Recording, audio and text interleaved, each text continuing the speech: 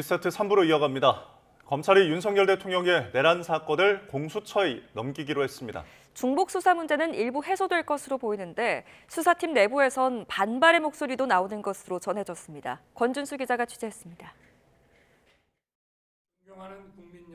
비상계엄 사태를 수사하는 검찰이 윤석열 대통령의 내란 사건을 고위공직자 범죄수사처에 넘겼습니다. 공수처의 2차 요청에 막판까지 고심을 거듭한 끝에 이진동 대검 차장검사가 오동훈 공수처장을 직접 만나 윤 대통령 수사를 일원화하기로 한 겁니다. 검찰 관계자는 증거를 확보하는 등 수사 과정에서 법과 원칙을 지키는 게 중요하다고 판단했다며 앞으로 재판에서도 논란의 소지를 없앨 필요가 있고 중복 수사 우려를 없애기 위한 조치라고 설명했습니다. 이와 함께 검찰은 이상민 전 행정안전부 장관 사건도 공수처에 넘기기로 했습니다. 다만 공수처가 나머지 피의자들에 대한 이첩 요청은 철회하기로 하면서 이미 구속해 상당 부분 수사를 진행한 김용현 전 국방부 장관과 군 고위 관계자에 대한 수사는 검찰에서 이어간다는 계획입니다. 일단 이첩 범위를 협의한 만큼 구체적인 사항에 대한 부분은 추가 논의를 이어갈 전망입니다. 양측이 한 발씩 양보하면서 대통령 동치 소환 등 중복 수사 논란도 일부 해소될 것으로 보입니다. 다만 정점에 대한 조사를 앞두고 사건 이첩이 결정되자 수사팀에선 반발의 목소리도 나오는 것으로 전해졌습니다. 이첩 결정 뒤 심우정 검찰총장이 박세현 검찰특별수사본부장 등을 소집했는데 대검은 향후 수사 계획 논의를 위한 것이라고 설명했습니다. YTN 권준수입니다. 한편 변호인단 구성에 집중하고 있는 윤 대통령 측은 오늘 추가 입장을 밝힙니다. 검찰과 경찰, 공수처 사이 중복 수사 문제가 해소될 것으로 보이는 만큼 출석과 관련해 어떤 입장을 낼지 관심입니다. 김철희 기자입니다. 탄핵안이 국회 문턱을 넘은 지 사흘 만에 철입장을 내놨던 윤석열 대통령 측이 다시 기자들과 만납니다. 대통령을 돕는 석동현 변호사가 기자들 질문에 직접 답하겠다고 밝힌 건데 수사기관 출석에 대한 구체적 입장이 나올지가 관심사입니다. 앞서 석 변호사는 수사기관 사이 경쟁이 어지러울 정도라며 정리가 우선이란 입장을 내놓은 바 있습니다. 검찰과 경찰, 공수처가 경쟁적으로 현직 대통령 소환을 요구하는 상황에서 무턱대고 출석에 응할 수 없다는 취지였습니다.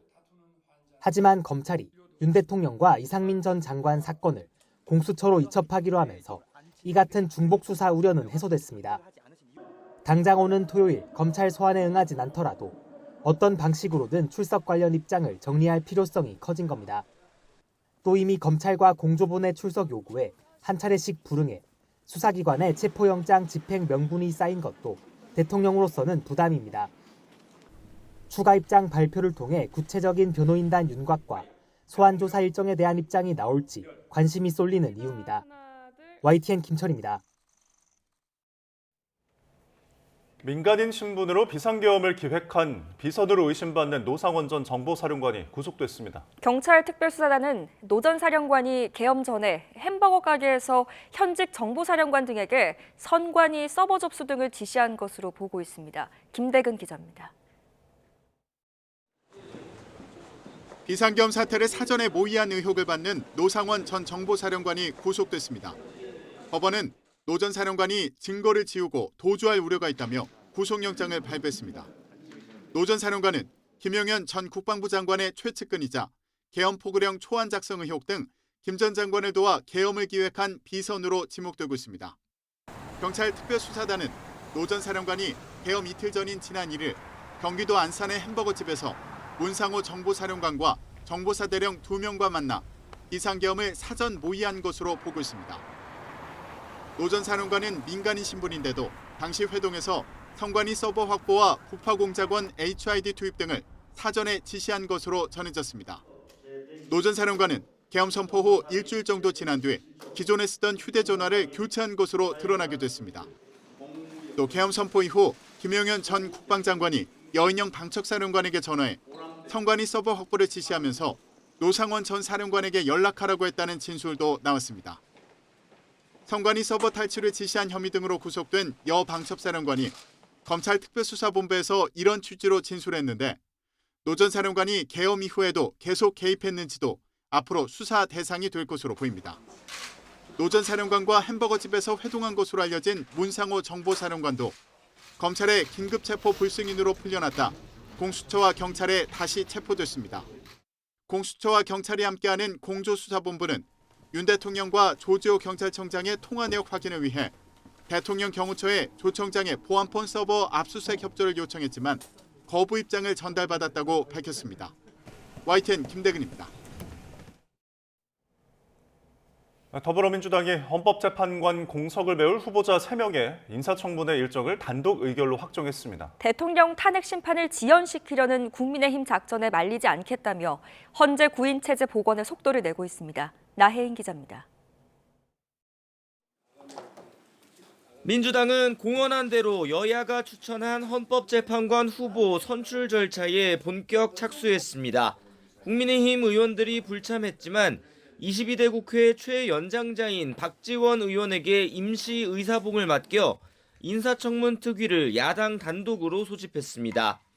박 의원을 특위위원장으로 정식 호선하고 재판관 후보자 3명 청문회를 오는 23일과 24일에 나눠 열도록 하는 계획서를 20분 만에 채택했습니다.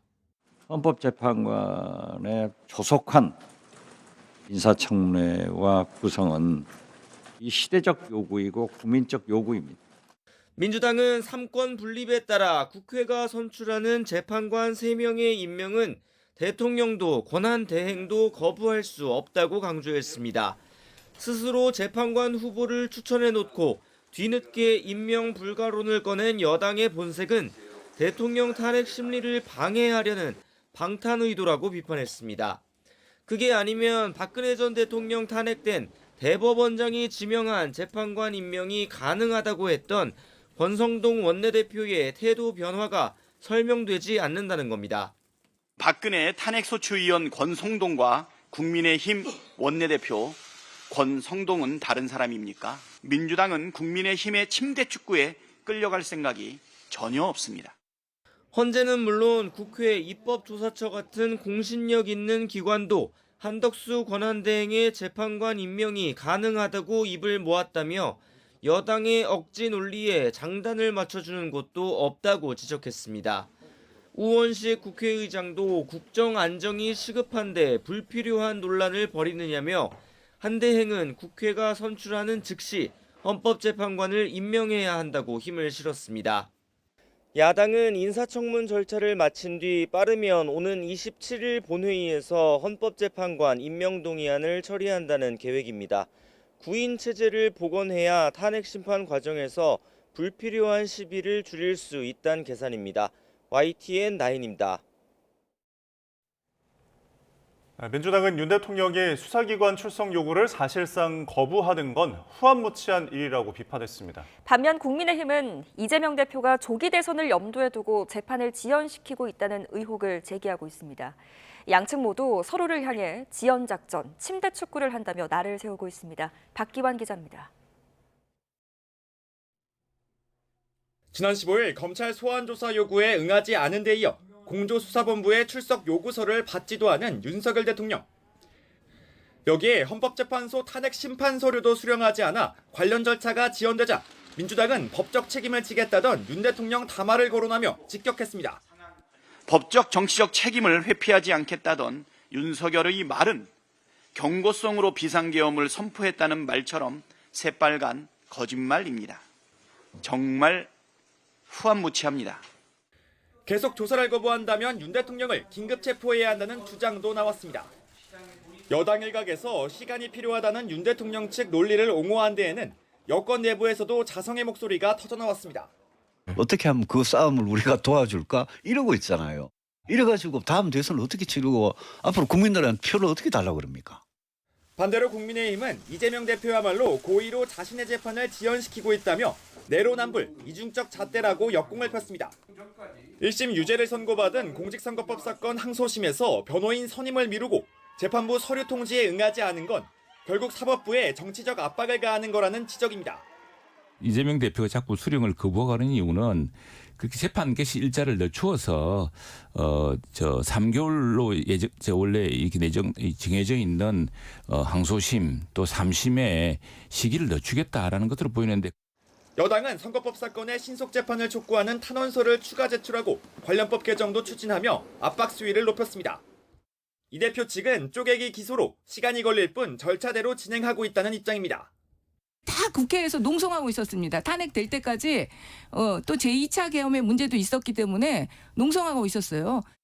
내란 혐의 수사와 탄핵 심판을 앞둔 윤석열 대통령, 그리고 혹시 모를 선거법 사건 확정 선고를 걱정하는 이재명 대표, 양측 모두 피말리는 시간과의 싸움을 이어가고 있다는 분석인데 이를 바라보는 국민들의 시각은 어떨지 물음표가 남습니다.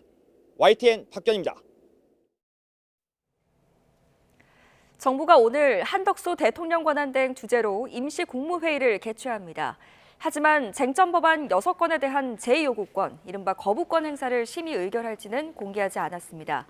앞서 야당은 지난달 28일 국회 본회의에서 양국관리법을 비롯한 농업4법과 국회법, 국회증언감정법 개정안을 여당의 반발 속에 강행 처리했습니다. 6개 법안의 거부권 행사 시한은 이번 주 토요일인 모레까지입니다.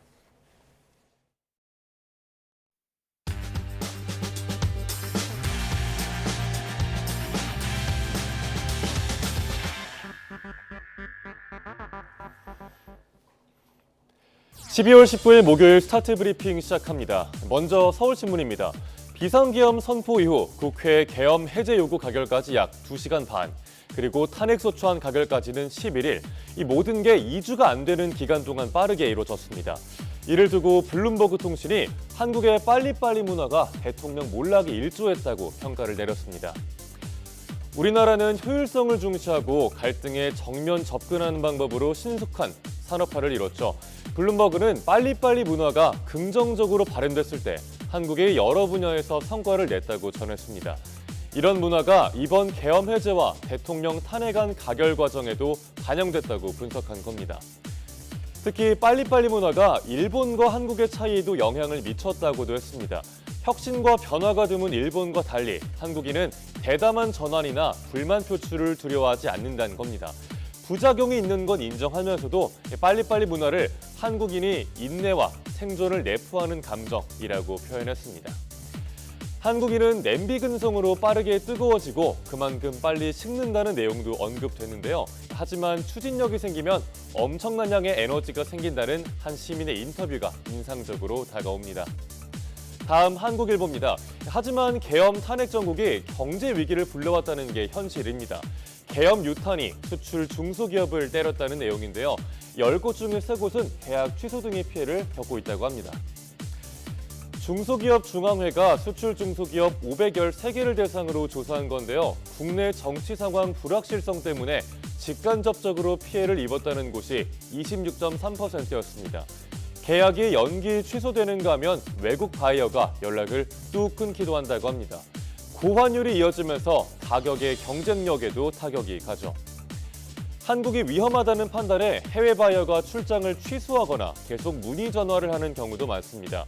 계약이 틀어져서 공장 가동을 중단하고 위약금을 내는 곳도 있습니다. 앞으로 피해를 입을 가능성이 있다는 응답도 63.5%나 됐습니다. 당장 뾰족한 해법이 안 보이니 중소기업들은 답답한 상황이고요. 중소기업들은 정부가 국가 대외 신인도 회복과 환율 안정화에 힘써야 한다고 답했습니다. 여러모로 어수선한 상황이지만 위기를 헤쳐나가려면 국회와 정부, 중소기업계가 함께 머리를 맞댈 필요가 있어 보입니다. 이어서 조선일보 보겠습니다. 최근에 계엄의 성지가 된 곳이 있습니다. 전현직 정보사령관이 햄버거를 먹으면서 계엄 계획을 논의했다고 알려진 한 햄버거 가게인데요. 인터넷에선 내란버거 또 탄핵 세트를 출시해달라면서 온갖 풍자와 밈이 나오고 있습니다. 해당 점포는 경기 안산시 상록수역 쪽에 있습니다. 이곳에서 노상원 전 정보사령관이 먼저 햄버거를 먹자고 제안했고 문상호 정보사령관 또 정보사 대령 2명과 계엄을 사전 모의하면서 선관위 서버 확보 등을 지시한 걸로 알려졌습니다. 시민들이 가게 앞에서 인증샷을 남기는 등 이곳은 계엄 성지가 됐습니다. 또 동시에 풍자와 해악의 민족답게 각종 풍자 콘텐츠가 쏟아졌죠. 계란을 4개 얹은 내란버거를 합성한 이미지가 인터넷에 올라오고요. 탄핵 세트, 계엄 인더 버거 세트를 출시해달라는 식입니다. 업체 측은 당황스럽다면서 계엄 탄핵 관련 상품을 출시할 계획은 없다고 밝혔습니다. 누구든 편하게 가서 끼니를 해결하는 햄버거집에서 계엄이 논의되는 게 어떻게 상상하긴 어렵습니다. 그런데 따져보면 소란스럽고 개방된 장소라 오히려 도청이나 녹음의 위험에서 안전하고 이목을 끌지 않는 곳이기도 하죠. 그래서 햄버거집 회동을 단순 해프닝으로만 넘겨선 안 된다는 주장도 나옵니다. 마지막 국민일보입니다. AI 영화 시대가 본격적으로 열리는 모양새입니다. 국내외 주요 제작사들이 생성형 AI를 활용해서 영화 제작에 속도를 내고 있습니다. 배우도 필요가 없고요. 비용도 절감할 수 있기 때문입니다. 오는 24일 개봉하는 영화 나야 문희, 주연은 우리나라 대표 원로 배우 나문희 씨입니다. 하지만 직접 영화에 등장하는 건 아닙니다. 대신 생성형 AI로 만든 나문희 캐릭터들이 등장합니다. 잘 알려진 배우가 실제 연기를 하지 않고 AI 영화에 참여한 첫 사례라고 하네요. 이미 많은 영화들이 후반 작업에는 AI 기술을 활용하고 있습니다. 해외에서는 제작사가 기술 개발에 직접 참여하기도 합니다.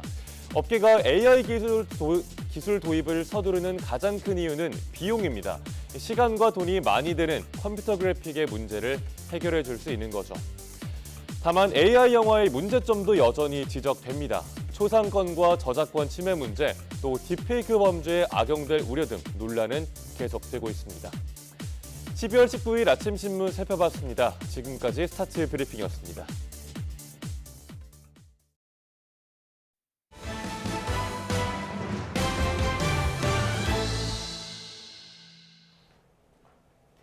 최근에 핵 교리를 개정한 러시아가 서방을 향해 또 핵 재앙 등 핵 위협 발언을 쏟아냈습니다. 특히 미국이 이른바 아시아판 나토를 형성하는 등 핵 억제 임계치를 넘는 상황을 만들고 있다고 비판했습니다. 황보선 기자입니다. 군비 통제는 과거의 일이 됐다. 서방을 신뢰할 수 없는 지경에 이르렀다며 발레리 게라시모프 러시아군 총참모장이 러시아 주재 외국 무관들에게 한 말입니다.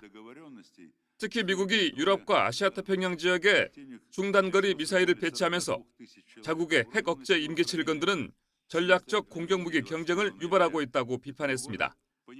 미국, 일본, 한국 삼각동맹이 주요 역할을 맡는 아시아 나토 구도가 만들어지고 있다는 주장도 폈습니다.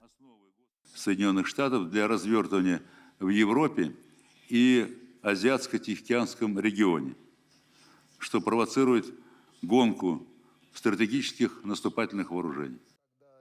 러시아 외무차관도 미국이 핵무기를 보유한 러시아, 중국, 북한을 압박하면서 핵 재앙을 초래할 수 있다고 경고했습니다. 미국과 나토가 벌이는 무모한 지정학적 게임은 핵무기를 실제로 사용할 수 있는 위험을 조성할 수 있다는 겁니다. Удручающую картину в сфере архитектуры соглашений и двусторонних, да и многосторонних тоже в сфере международной безопасности, контроля над вооружениями, поэтому... 세르게이 차관은 다만 러시아와 트럼프 대통령 당선인 간 접촉은 아직 일어나지 않았다면서도 미국의 새 행정부와 관계 정상화 방안을 논의할 준비는 돼 있다고 말했습니다. YTN 황보선입니다. 최근 한국과 미국, 유럽연합 등이 북한과 러시아의 군사협력을 규탄하는 성명을 내놓자 북한은 정상적인 협력 관계의 본질을 왜곡하고 비방 중상하는 공동 성명이라고 반발했습니다. 조선중앙통신은 북한 외무성 대변인이 담화를 통해 주권 국가들의 자주권을 난폭하게 침해하는 정치적 도발을 뛰어넘어 국제 평화와 안전의 근간을 흔드는 중대 위협이라고 말했다고 전했습니다. 외무성 대변인은 북러 협력이 미국 등의 위협에 맞서기 위한 정당한 행위라고 강조했지만 북한군의 러시아 파병 등 성명 내용에 대한 구체적 언급은 하지 않았습니다.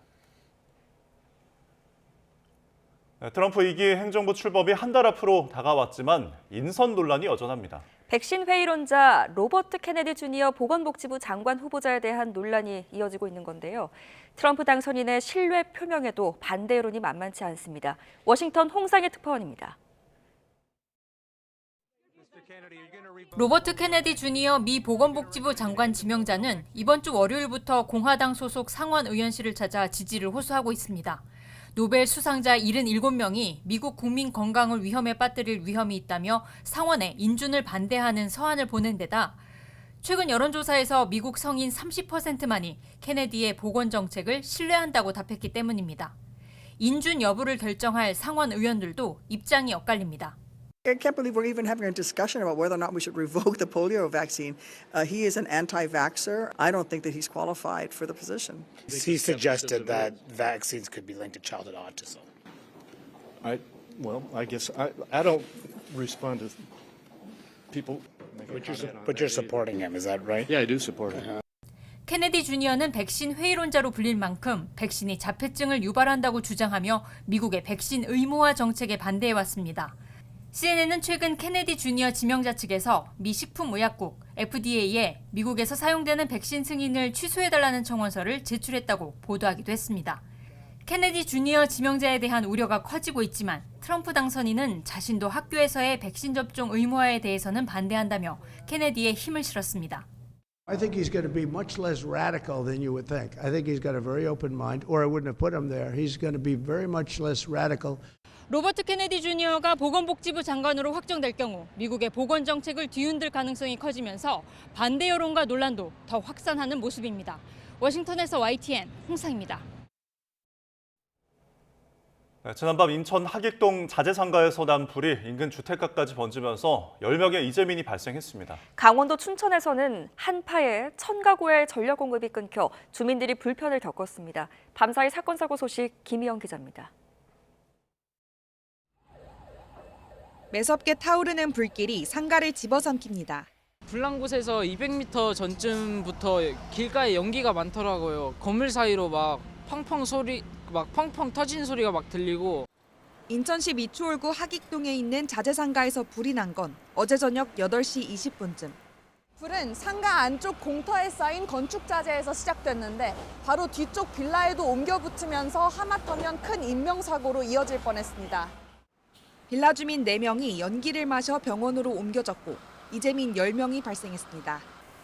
화재가 빠르게 번질까 우려한 소방당국은 신고 접수 10여 분 만에 대응 1단계를 발령한 뒤 3시간 만에 불을 완전히 껐습니다. 플라스틱이 타면서 연소되면서 물이 침투가 좀 용이하지 않아서 진화 시간이 조금 오래 걸렸습니다. 강원도 춘천시 석사동과 퇴계동 일대에서는 정전이 발생해 1000가구가 불편을 겪었습니다. 한때 신호등까지 작동을 멈춰 경찰이 교통 통제에 나서야 했는데 한국전력공사는 긴급 작업 끝에 밤 10시쯤 전력을 완전히 복구했습니다. 한전은 한파로 변압기 전력 설비에 문제가 생긴 것으로 보고 있습니다. YTN 김희영입니다. 오늘의 경제 일정 살펴보겠습니다. 한국 경제 저성장 우려가 커지고 있는 가운데 한국은행이 우리 경제 잠재 성장률이 어느 정도 되는지 전망은 어떤지를 발표합니다. 이 코로나19 사태 이후 한은은 우리나라 잠재 성장률을 2% 내외로 언급을 했는데 새로운 추정치가 나올 예정입니다. 수도권 제2순환선 가운데 파주 양주고속도로가 오늘 오후에 개통합니다. 이번 개통으로 파주읍에서 양주시 회암동까지 이동 시간이 17분 정도 단축될 예정인데요. 또 서울 문산, 구리 포천 고속도로와 연결돼 수도권 서북부 지역 접근성이 향상됩니다. 롯데케미칼이 오늘 회사채 조기 상환을 막기 위해 사채권자 집회를 엽니다. 앞서 유동성 위기설이 확산하자 롯데그룹은 채권자들을 설득하기 위해 핵심 자산인 롯데월드타워를 담보로 제공하기로 했습니다. 정부가 최상목 경제부총리 주재로 공급망 안정화 위원회를 개최합니다. 공급망 안정을 위한 기본 틀인 기본 계획이 공개됩니다.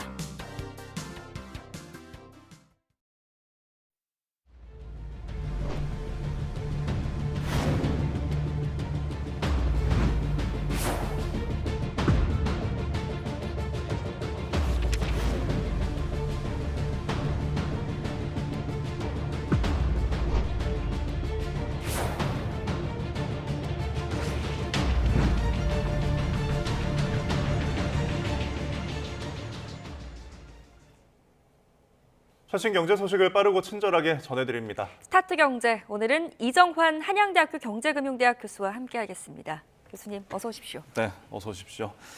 오늘 새벽에 나온 미국의 금리 인하 소식부터 짚어보겠습니다. 9월과 11월에 이어서 이번에도 역시 인하를 단행했네요. 사실 이제 11월 소비자 물가 지수가 시장의 기대치에 부합하다 보니까 이번에 금리 인하를 할 것이다라는 기대감은 완벽하게 형성이 돼 있었고요. 예. 실제 뭐 예상치도 뭐 98% 이상 0.25% 포인트의 이제 금리 인하를 단행하겠다라고 예상하고 있었습니다. 예. 예상이 실현된 것이라고 일단 보시면 될 것 같고요. 근데 이제 그것보다 더 중요한 것은 이제 분기별로 점도표란 것이 나오는데 점도표란 것은 연준 위원들이 내년의 경제가 어떻게 될 것이냐, 금리라든지 소비자 물가 지수라든지 성장률이라든지 이런 것들을 예측하는 표가 나오는데 이것에 대해서 사실 굉장히 관심을 많이 가졌거든요. 예. 그 이유가 뭐냐면 최근 파월 의장의 발언 등에서 미국의 경제가 좋다라는 계속 이야기를 하고 있고 사실 미국의 경제가 좋다라는 것이 물가 차원에 그러니까 수요가 크다는 이야기고 수요가 크다는 이야기는 또 물가가 올라갈 가능성이 있는 그런 뉘앙스를 계속 풍겼거든요. 그렇다는 이야기는 어떤 거냐면 9월에 비해서 금리 인하 내년 말에 금리가 좀 높지 않을까라는 그러니까 9월 보니까 다시 말해서 2022년에 25년에 금리 인하 폭이 좀 줄어들지 않을까라는 그런 기대감 그런 사람들의 논의가 좀 있었다라고 일단 보시면 될 것 같습니다. 근데 이번에 FOMC의 결정은 그런 사람들의 어떤 논의들을 실현시켰다라고 보시면 될 것 같고요. 사실 이제 9월만 해도 내년 미국 4번 금리를 인하할 것이다라고 해서 미국의 최종적인 기준금리가 한 3.4% 정도 될 것이라 예측을 했는데 이번 점도표에서는 그게 2번으로 축소가 되면서 3.9%로 예측이 되었다라고 보시면 될 것 같습니다.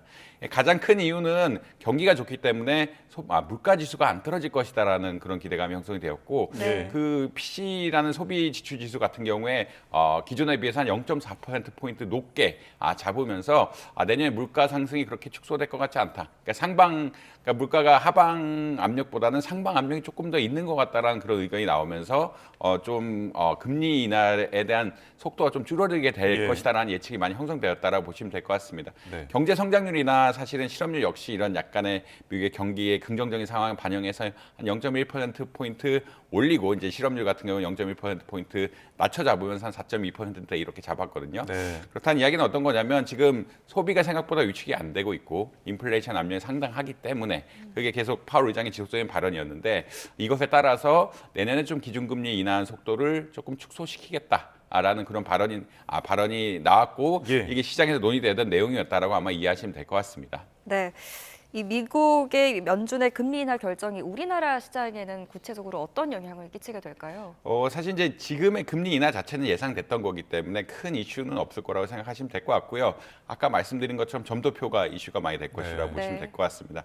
아무래도 이제 미국의 기준금리가 덜 떨어지게 된다라 그러면 미국의 어떤 강달러 기조가 강해질 수밖에 없거든요. 그러니까 미국의 기준금리가 높다는 것은 미국 달러 자산에 대한 수요가 높다라는 이야기고 달러 자산에 대한 수요가 높다는 이야기는 다른 나라 자산의 어떤 다른 나라 통화의 수요가 좀 줄어들게 된다라는 그런 이야기가 되기 때문에 외환 시장의 상방 압력이 좀 세지게 된다. 그러니까 우리나라의 경우에는 환율이 올라갈 가능성이 높아지게 된다라고 아마 이해하시면 될 것 같습니다. 이게 어떤 이슈가 있냐면 결국 한국은행에서도 수준은 조절 안 한다고 외환의 어떤 환율의 수준은 조절 안 하고 있지만 뭐 변동성에는 대응하겠다라고 이야기하고 있긴 한데 아무래도 이제 그런 외환 환율 같은 게 갑작스럽게 올라가게 되면은 물가 지수에 부정적인 영향을 미칠 수밖에 없거든요. 아무래도 모든 결제란 것이 달러로 이루어지게 되고 달러로 이루어지게 된다는 것은 해외에서 물건을 살 때 달러를 주고 사야 되는데 원화를 많이 내야 이제 그런 같은 물건을 살 수 있다라는 그런 논리로 갈 수가 있어서 물가 상승이 좀 우려가 되는 이런 상황들이고 그 말은 또 역으로 이야기해서 우리나라 기준금리 정책에 좀 부정적인 영향, 기준금리를 좀 빨리 내리고 싶어 하는데 물가 상승 압력 같은 것들이 조금 세지게 된다. 또 외환 시장의 변동성이 커지게 된다라고 하면은 기준금리를 빨리 못 내리는 이런 상황들이 발생할 수가 있어서 썩 좋은 뉴스는 아닌 것 같다. 뭐 개인적으로는 그렇게 평가를 하고 있습니다. 네, 알겠습니다. 한은에도 고심이 좀 깊어질 것 같은데 일단 미국 얘기 더 하자면은 지금 금리 인하 속도 조절, 그러니까 앞으로 뭐 빠르게 내리지 않겠다라는 이제 기조가 형성이 되면서 앞으로 들어올 이제 트럼프의 2기 행정부에서는 또 이 금리 인하에 대한 좀 기대감이 있거든요. 이 부분들이 좀 상충하지 않을까요? 사실 이제 트럼프 행정부의 정책은 이제 경제를 좀 키우자, 이제 금리를 빨리 낮춰서 투자 같은 것들을 유도하고 특히나 약달러를 만든다는 어떤 거냐면 외국 상품의 경쟁력을 좀 낮추고 미국 상품의 경쟁력을 좀 높이면서, 그러니까 결국은 환율이란 것이 물건을 팔 때 다른 나라에 팔 때 가격을 결정하는 거기 때문에 네. 약달러 기조를 만들자라고 이야기하는 것인데, 약달러 기조를 만들려고 할 때는 금리 인하가 또 필수적입니다. 왜냐하면 금리가 낮아져야 아까 말씀드린 반대의 메커니즘, 달러에 대한 수요가 좀 줄고, 달러에 대한 수요가 좀 줄면서 다른 나라 환율이 강해지게 되고, 이런 다른 나라에 대한 통화 수요가 늘어나게 되는 이런 현상들이 나타나야 되는데, 사실 이게 좀 기조가 안 맞는 측면이 있다. 그러니까 트럼프가 원하는 것은 늘, 그러니까 일기 행정부에서도 약달러 기조였는데, 지금은 금리가 이렇게 안 떨어진다는 얘기는 강달러 기조로 갈 수 있다라는 그런 영향이기 때문에 아무래도 이제 트럼프 행정부가 뭐 계속 좀 마찰을 빚을 수밖에 없다라고 이야기하고 있고요. 트럼프 행정부는 또 이런 금리 결정에 대해서 또 직설적으로 얘기할 가능성도 또 많기 때문에, 그러니까 이제 사실 원래 중앙은행은 독립적이어야 해서 미국 뭐 행정부에서도 뭐 금리 결정에 대해서 그렇게까지 관여를 하지 않는데, 트럼프는 조금 정치적 불확실성이 있는 사람이고 여기에 대해서 또 직접적으로 얘기할 가능성이 있어서 이런 갈등 같은 것들이 좀 강해지지 않을까, 이런 우려가 있는 것이 사실이다라고 보시면 될 것 같습니다. 미 연준 발표 이후에 그 뉴욕 증시 흐름은 좀 어땠습니까?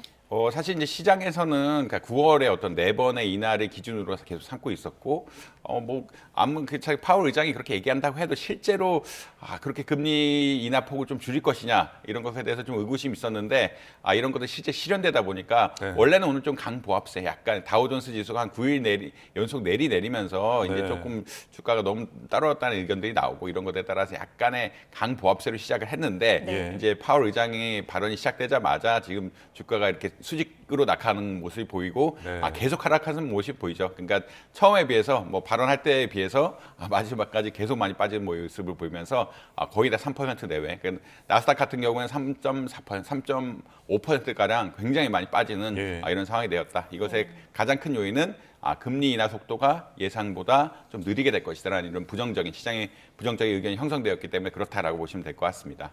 또 막 떨어지다 보니까 지수에서 또 돈들이 많이 빠진 것으로 보이는데, 우리나라 경제 상황도 짚어보겠습니다. 지금 비상계엄의 여파가 계속되고 있는 것 같아요. 내수도 별로고 지금 연말 특수를 누리기에는 좀 어려운 감이 있는 거죠. 사실 이제 최근에 이제 카드 소비액 같은 지표들이 이제 뭐 15일간이긴 하지만 좀 발표가 됐는데, 뭐 카드 소비액이 뭐 일반적인 소비액을 대표한다는 지표로 보면은 좀 부정적인 결과가 나왔다라고 아마 이해하시면 될 것 같고요. 어떤 이야기냐면 11월에 비해서 뭐 동일하게 한 15일 동안 쓴 걸 봤더니 12월에 오히려 소비가 좀 줄었다라는 이야기가 나오고 있고, 사실 이제 계절적으로 뭐 11월하고 12월이 뭐 언제 많이 쓰느냐, 그러니까 그건 보통 작년하고 비교하는데, 작년하고 비교해 봤을 때 11월에는 3점대 초반 정도 되는데 지금 3%. 그러니까 성장률 자체도, 카드 소비의 성장률 자체도 좀 주저르면서 소비가 위축된 것이 좀 보이는 것 같다라는 그런 의견들이 나오고 있다. 결국은 카드 같은 소비의 가장 우리의 소비 행위를 잘 파악할 수 있는 지표라고 볼 수 있는 것 같은데, 이런 카드 소비액 같은 것들을 보니 좀 지표가 이런 계엄 사태 같은 것들이 부정적인 영향을 미치는 것들이 좀 확인되고 있다라고 아마 이해하시면 될 것 같습니다. 이 때문일까요? 한은에서는 올해 경제 성장률 전망치를 0.1%포인트 낮췄더라고요. 이게 아무래도 이제 불확실성의 영향, 특히나 이제 지금 어제 이제 새로 업데이트가 됐는데 4분기의 경제 성장률 전망치를 조금 낮췄거든요. 4분기에 원래 0.5% 성장을 예측하다가 이걸 0.4로 낮추게 되고, 그러니까 이게 4분기가 낮춘 것들이 이제 전체적으로 전체 경제 성장률에 영향을 미치면서 전체 경제 성장률도 0.1% 낮게 잡는 이런 영향이 있었다라고 아마 이해하시면 될 것 같습니다. 결국 짚고 있는 것은 계속 소비 위축이라는 얘기를 하고 있고요. 이제 불확실성에 대한 얘기를 이창용 총재님께서 계속 이야기하고 있는데, 아무래도 이제 2.1%, 그러니까 2.2에서 2.1로 줄었는데, 아무래도 그러니까 시장이 불확실한 상황, 그리고 이제 내수가 3분기에도 안 좋았는데 4분기에도 그렇게 반등하는 모습을 안 보이는 것 같다. 3분기의 경제 성장률이 예측보다 낮게 나온 것이 이제 내수의 부진이었다고 많이 생각을 하고 있는데, 수출은 견고하지만 내수가 계속 뒷받침이 안 되면서, 특히나 계엄 같은 사태들이 또 일어나게 되면서 소비 심리 위축이 되고, 이런 상황들이 이제 GDP 지표에 반영이 되는 것이 아니냐, 이렇게 예측을 하고 있습니다. 또 하나의 전망을 내놓은 게 이제 물가 관련인데, 안정 목표 수준이 뭐 2%에 내년 하반기쯤에 도달할 것이다라고 하는 건데, 결국 물가가 안정된다는 것은 이게 소비가 위축되는 영향으로 봐야 될까요? 지금 뭐 좀 수요가 위축되는 영향이 없지 않을 거라고 생각을 하고 있고요. 예. 실질적으로 이제 9월, 10월, 뭐 11월 소비자 물가지수 보면 1%대를 네. 보이고 있거든요. 뭐 지난 거 가장 최근 거 보면 한 1.5%가 나오면서 뭐 사실 우리가 목표로 하는 2%보다 낮게 나오고 있다라고 아마 이해하시면 될 것 같은데 네. 이것은 어떤 거냐면 결국은 좀 수요가 위축돼 아까 소비가 위축이 된다라고 이야기했는데 소비자 물가지수는 이제 소비자들의 수요를 직접적으로 반영할 수밖에 없는 지표이기 때문에 예. 3분기부터 소비가 위축된다는 그 계속 이야기들이 계속 나오고 있기 때문에 이런 상황들이 계속 되고 있다라고 아마 이해하시면 될 것 같고 그래서 이제 금리 정책 같은 것들이 결합되면은 한국은행에서 예측하기로는 내년에는 2%대로 안정화되지 않을까라는 그런 예측을 하고 있는 것이다. 아무래도 한국은행 역시 금리를 인하할 것이라 생각을 하고 있고 네. 금리를 인하하게 되면 또 인플레이션에 대한 상방 압력 같은 것들 올라갈 확률들이 조금 올라가기 때문에 이런 것이 적절하게 맞는다 그러면 내년에는 한 2%대로 안정적으로 유지할 수 있지 않을까 뭐 이렇게 예측을 하고 있는 것 같습니다. 네. 그런데 이 소비자 물가가 뭐 0%대 저물가 현상도 보일 거라는 예측이 있는데 이게 물가가 낮으면 뭐 좋을 거라고 생각을 하는데 이게 좋은 현상은 아닌 거죠?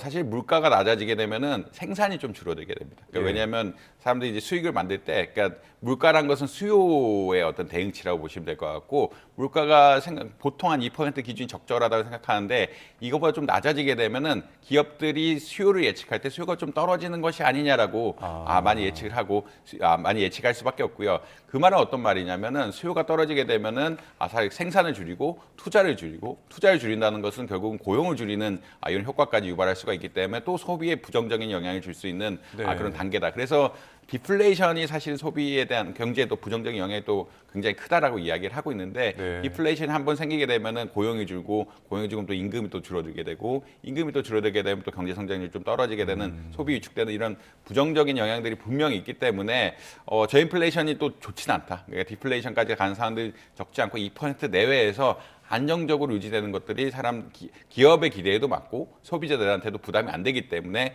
정부에서 하는 타겟으로 하는 목표다라고 아마 이해하시면 될 것 같습니다. 알겠습니다. 네, 물가 전망까지 짚어봤고요.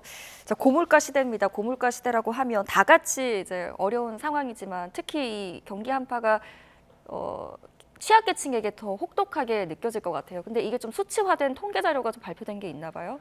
이제 가공식품에 대해서 이제 통계 자료가 하나 나왔다고 보시면 될 것 같고 네. 가공식품도 이제 같은 가공식품이라도 이제 가격대가 있지 않습니까? 가격대 네. 높은 것들이 있고 낮은 것들이 있는데 4분이란 것은 같은 가공식품이지만 가격이 높은 것들, 1분이란 것은 지금 그래프가 나오고 있는데 같은 가공식품이지만 가격대 좀 낮은 것들이라 보면 될 것 같은데 예. 어디서 가격이 많이 올랐냐라고 봤더니 가격이 낮은 상품들이 16.4% 올랐고 가격이 높은 상품들은 5.6%만 오르면서 가격이 낮은 상품에서 오히려 어떻게 보면 가격이 더 많이 오르게 되는 예. 이런 상황들이 발생을 하면서 소비자들 그러니까 좀 어떻게 보면 좀 저렴한 것을 찾는 소비자들의 어떤 장바구니 물가에 대한 부담이 늘어났다라는 그런 지표가 하나 나왔다라고 보시면 될 것 같고 그게 네. 결국은 저소득층의 인플레이션이 조금 더 가혹했다라고 아마 이해하시면 될 것 같습니다. 네, 이게 그러면 이제 현상으로 치자면 치플레이션이라고 볼 수 있는 건가요?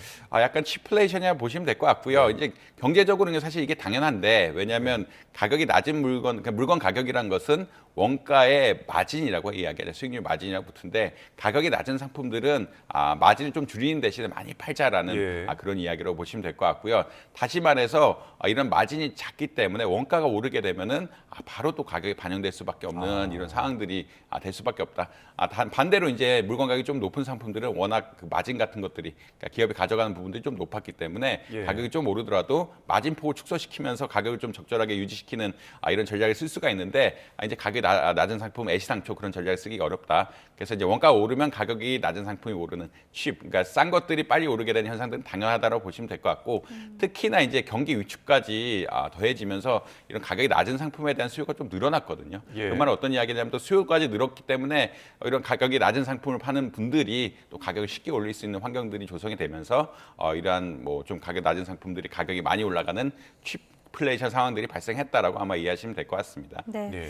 이 취약계층에게 더 혹독한 고물가 시대에 좀 필요한 정책은 어떤 게 있다고 생각을 하십니까?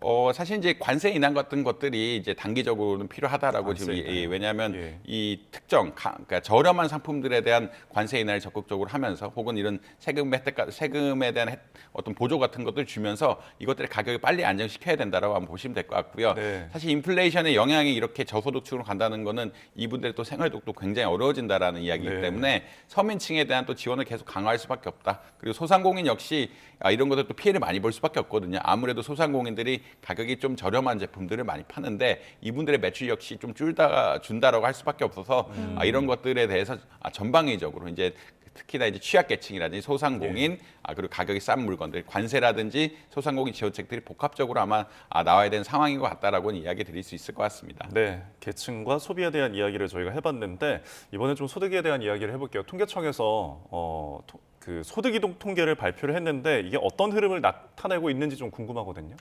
이게 소득 이동 통계는 올해 처음 나온 통계라고 보시면 될 것 같고요.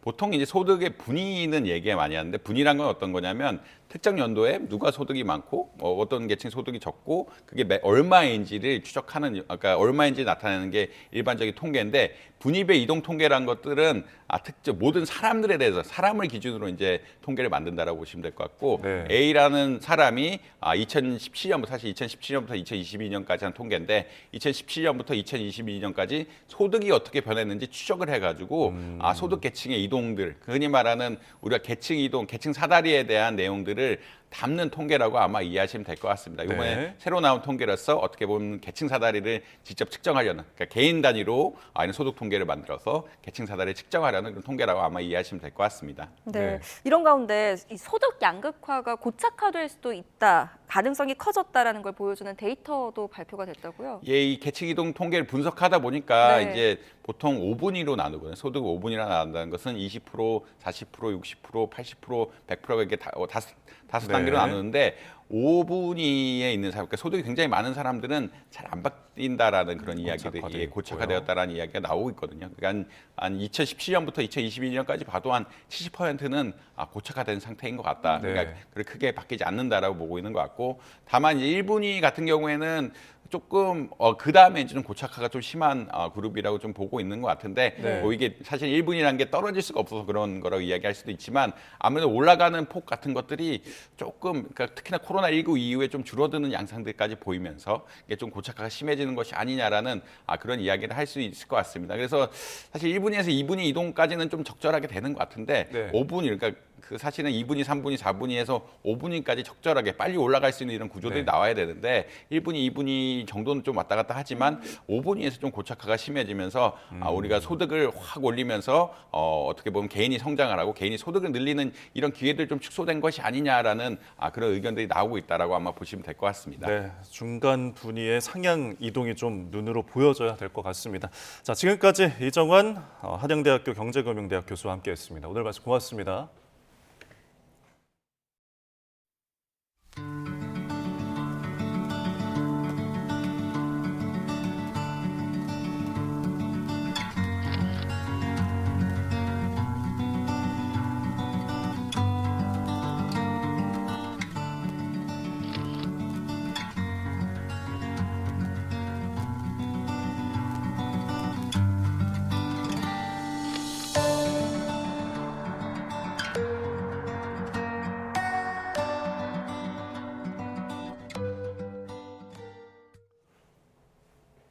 공천 개입 의혹을 수사하는 검찰이 국민의힘 현역 의원들을 상대로 이틀 연속 참고인 조사를 벌였습니다. 창원지방검찰청은 그제 한기호 의원을 참고인 신분으로 불러 조사한 데 이어서 어제 강대식 의원을 불러 조사했습니다.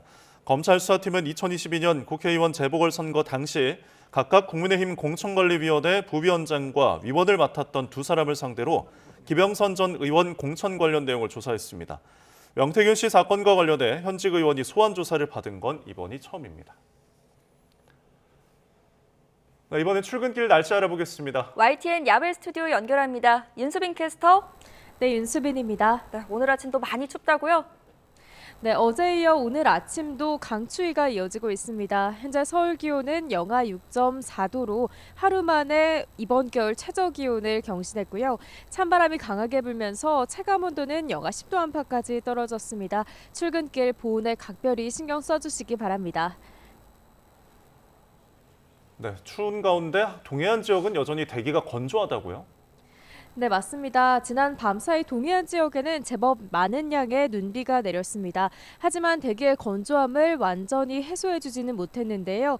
수일째 건조특보가 발효 중인 가운데 바람도 강하게 불고 있습니다. 산불 등 화재 사고가 발생하지 않도록 불씨 관리 철저히 해주시기 바랍니다. 현재 경기 북부와 강원 곳곳에 한파주의보가 발령 중인 가운데 철원 영하 13.8도, 대관령 영하 13.7도, 파주는 영하 12.8도까지 떨어져 있고요. 남부지방도 전주가 영하 6도 등 어제보다 낮아 춥습니다. 하지만 낮부터는 예년 기온을 회복하는 곳이 많겠는데요. 오늘 서울 한낮 기온 5도, 광주 7도, 대구는 8도가 예상됩니다. 이후 절기 동지인 주말 아침까지는 추위가 잠시 주춤하겠습니다. 다만 내일 오후 서쪽 지방을 시작으로 주말인 모레는 전국 대부분 지역에 눈비가 내리겠고요. 눈비 구름 뒤로 한기가 남하하며 다시 강추위가 찾아올 전망입니다. 당분간 동해안 지역에서는 너울성 파도가 높게 일겠습니다. 이 지역에 계신 분들은 해안가 접근을 자제하는 등 안전사고에 각별히 유의해 주시기 바랍니다. 지금까지 서울 상암동 야외 스튜디오에서 YTN 윤수빈입니다. 이상으로 뉴스타트를 마칩니다. 시청해주셔서 고맙습니다.